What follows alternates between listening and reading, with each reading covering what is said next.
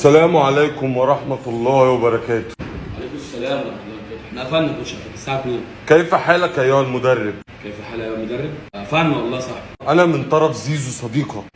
صديقك؟ عارفه زيزو، ما جيتش والدنيا شغالة ليه والناس موجودة؟ لا أحب الاختلاط بعامة الشعب. انت صاحبي جاي من قصص الأنبياء، من الجماعة اللي هم الصنصان دول، صاحبي عايز تشترك تيجي تسخر بكرة؟ مني كثيرا. ما بسخرش منك يا صاحبي، انت واعي تتكلم ازاي؟ سأخبر زيزو بهذه قول لي زيزو الكابتن كرشني، قول له كده. أنا لست بمزاج يسمح بالمزاح أخي.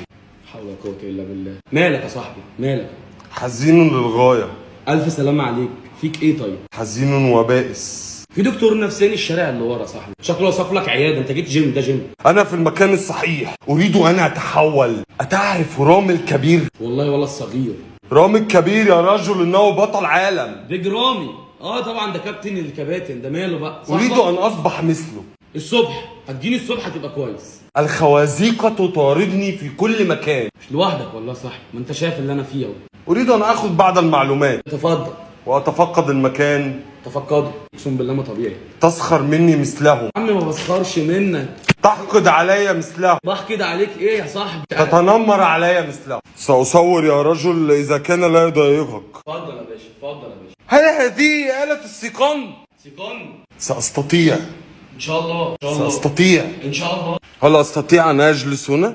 تستطيع. انظروا يا من ظلمتوني، اليوم أنتم هناك وأنا هنا، غدا سأصبح هناك انا اللي بتحاسب وأنتم هنا، ستندمون ندما كبيرا. لقد ظلمتوني كثيرا وأنا هنا لكي أتأهب لظلمكم. سأسحقكم، سأسحقكم، لن تكسروني، لن تهزموني. بقول لك ايه يا عم، انا عايز اروح انام يابا. تريث تعالى انت بس، تعالى كده.